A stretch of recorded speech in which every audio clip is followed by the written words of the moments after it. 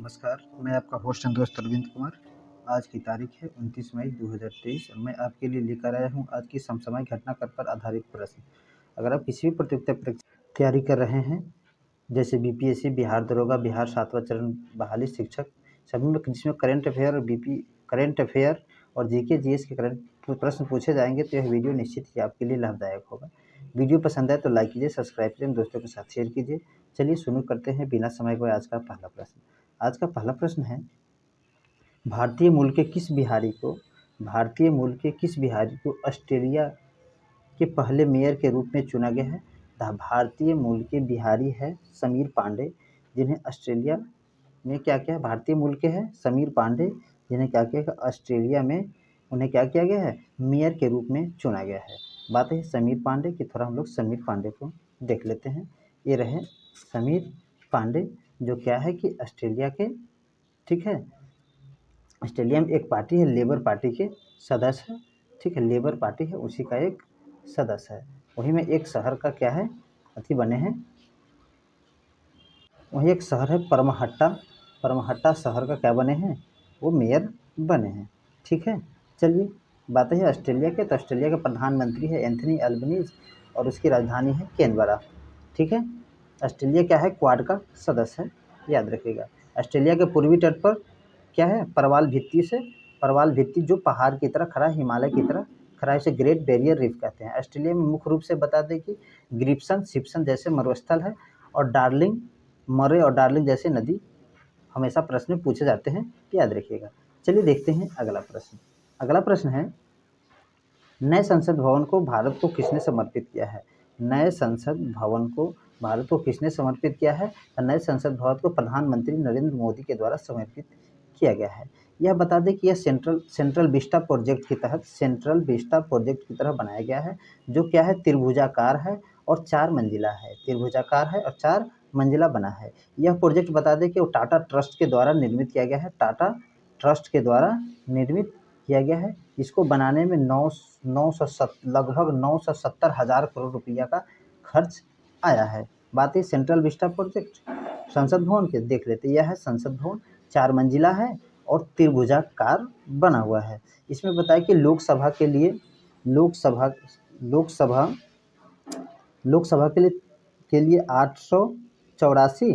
लोकसभा के लिए 884 और 300, राज्यसभा के लिए 384 सदस्यों के बैठने का स्थान इसमें है, ठीक है। जबकि अगर संयुक्त बैठक की बात करें तो 1000 से भी अधिक लोगों को बैठने का उसमें स्थान उपलब्ध है, ठीक है। चलिए देखते हैं अगला प्रश्न। अगला प्रश्न है, मलेशियाई बैडमिंटन मास्टर चैंपियनशिप 2023 का खिताब किसने जीता है? तो मलेशियाई बैडमिंटन मास्टर चैंपियनशिप का खिताब एच.एस. प्रणय ने जीत लिया है। एच.एस. प्रणय यह मलेशियाई ओपन जीतने वाले तीसरे भारतीय बन गए हैं। इससे पहले साइना नेहवाल जीत चुकी है और पीवी सिंधु जीत चुकी है। तो साइना नेहवाल जीतने वाली प्रथम है, पीवी सिंधु दूसरी है और एच.ए. प्रणय ये तीसरे हो गए हैं मलेशियाई ओपन बैडमिंटन खिताब जीतने वाले। यह मलेशियाई ओपन बैडमिंटन खिताब बता दें आपको कि मलेशिया के कुआलालंपुर में हुआ है। मलेशिया के कुआलालंपुर में हुआ है, याद रखिएगा। बात है एच.एस. प्रणय की, थोड़ा एच.एस. प्रणय यह है देख लीजिए, आपको माइंड में याद रहेंगे, ठीक है। चलिए देखते हैं अगला प्रश्न। अगला प्रश्न है, चौथा जल पुरस्कार 2023 कितने विजेताओं को दिया गया है? तो चौथा जल पुरस्कार 2023 जल मंत्रालय के द्वारा 41 व्यक्तियों को दिया गया है। इनका मुख्य काम योगदान के लिए कि जल के बचाव के लिए, जल की स्वच्छता इत्यादि को ध्यान में रखते हुए लोगों को दिया गया है। चलिए देखते हैं अगला प्रश्न। अगला प्रश्न है, सुदर्शन शक्ति अभ्यास कहाँ शुरू किया गया है? तो बता दें कि सुदर्शन शक्ति भारतीय सेनाओं और उसके मुख्य विभागों के द्वारा ही आपस में ही किया जा रहा है। यह सुदर्शन शक्ति अभ्यास पंजाब और राजस्थान में किया जा रहा है। ये तो रही सुदर्शन शक्ति अभ्यास। हाल ही में कुछ और भी अभ्यास हुए हैं, उन्हें हम लोग जान लेते हैं। जैसे कि 10 तलिक अभ्यास अभी हुआ था, 10 तलिक अभ्यास हुआ था उज्बेकिस्तान के उत्तराखंड के पिथौरागढ़ में हुआ था। 10 तलिक अभ्यास उज्बेकिस्तान के साथ हुआ था। और एक और अलमोहर अल हिंदी अभ्यास आपको बता दें कि यह किसके साथ, सऊदी अरब के साथ हुआ था। उसके बाद और बता दें, याद रखिएगा, 13वां बोल्ड कुरुक्षेत्र अभ्यास, 13वां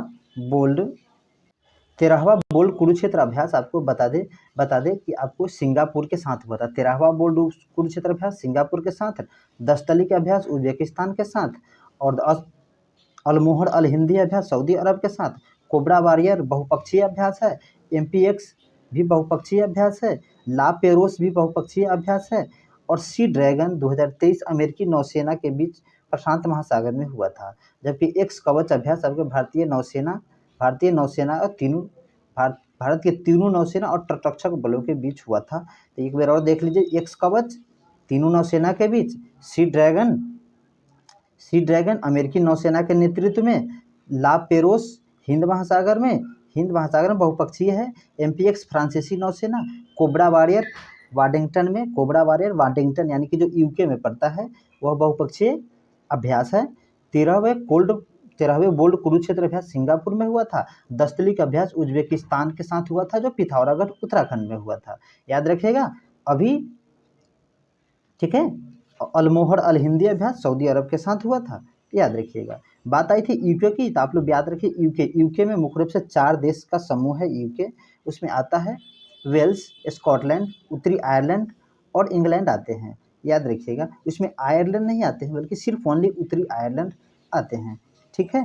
चलिए, यह रहा भारतीय नौसेनाओं का जो अभ्यास है, तो लोग थोड़ा देख लीजिए, माइंड में याद रहेगा, ठीक है। चलिए देखते हैं अगला प्रश्न। अगला प्रश्न है, सीबीसीडी को लागू करने वाला पहला भारतीय नगर कौन बना है? तो सीबीसीडी को लागू करने वाला पहला भारतीय नगर पटना बना है। पटना नगर निगम पहला सीबीसीडी को लागू किया है। बात आई है सीबीसीडी, तो क्लिक क्या होगा, सीबीसीडी क्या है? तो सीबीसीडी है central bank digital currency. Central bank digital currency है सीबीसीडी का फुल फॉर्म। तो इस डिजिटल करेंसी को पटना नगर निगम लागू करने वाला भारत का पहला नगर निगम बन गया है, ठीक है। यह जारी किसने किया था? आरबीआई ने। तो हम लोग थोड़े इसके बारे में देख लेते हैं। आरबीआई की स्थापना 1 अप्रैल 1935 को हुआ था। आरबीआई की स्थापना 1 अप्रैल 1935 को हुआ था। यह बता दें कि 1934 के अधिनियम के अनुसार हुआ था, ठीक है, 1934 के अधिनियम के अनुसार हुआ था, लेकिन इसका राष्ट्रीयकरण 1949 में हुआ था। और भारत सरकार और आरबीआई इसके मालिकाना हक रखता है, ठीक है। चलिए देखते हैं अगला प्रश्न है,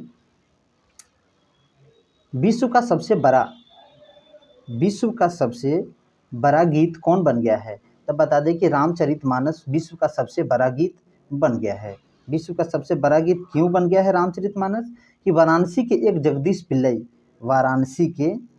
जगदीश पिल्लई व्यक्ति हैं, जिन्होंने रामचरितमानस को 138 घंटा 41 मिनट और 2 सेकंड तक गाया है, गाकर गिनीज वर्ल्ड रिकॉर्ड बना दिया है, जिसके कारण रामचरितमानस दुनिया का सबसे लंबा गीत बन गया है। याद रखिएगा, किसने, कहाँ के हैं? वाराणसी के हैं। रामचरितमानस को गाया है, 138 घंटा 41 मिनट 2 सेकंड, दुनिया का सबसे बड़ा गीत बनाया है, ठीक है। रामचरितमानस गिनीज वर्ल्ड रिकॉर्ड में शामिल हो गया है, ठीक है। चलिए देखते हैं अगला प्रश्न। अगला प्रश्न है, किस भारतीय कांस्टेबल को डैग हमरा स्कॉलर मेडल दिया गया है? तो आपको बता दें कि यह शिशुपाल सिंह और सन बालाराम बिशोई को दिया गया है। शिशुपाल सिंह और सन बालाराम बिशोई को दिया गया है। यह आपको बता दें कि यह अफ्रीकी देश है कांगो रिपब्लिक। तो कांगो रिपब्लिक में अंतर्राष्ट्रीय शांति के स्थापित करने के लिए वहाँ पे एक गया था सेना, लेकिन उसी में इनकी मौत हो गई है, जिसके लिए इन्हें अंतर्राष्ट्रीय संस्था के द्वारा डैग हमरा स्कॉलर मेडल इन्हें दिया गया है, ठीक है। एक और बात बता दें कि अगर आप पीडीएफ चाहिए तो पीडीएफ के लिए हमारा टेलीग्राम चैनल से जुड़े, ठीक है। पीडीएफ आपको वहाँ उपलब्ध किया जाता है। टेलीग्राम चैनल का लिंक डिस्क्रिप्शन बॉक्स में दे दूँगा। वीडियो पसंद आए तो लाइक कीजिए, सब्सक्राइब कीजिए, अपने दोस्तों के साथ शेयर कीजिए। वीडियो देखने के लिए आपका धन्यवाद।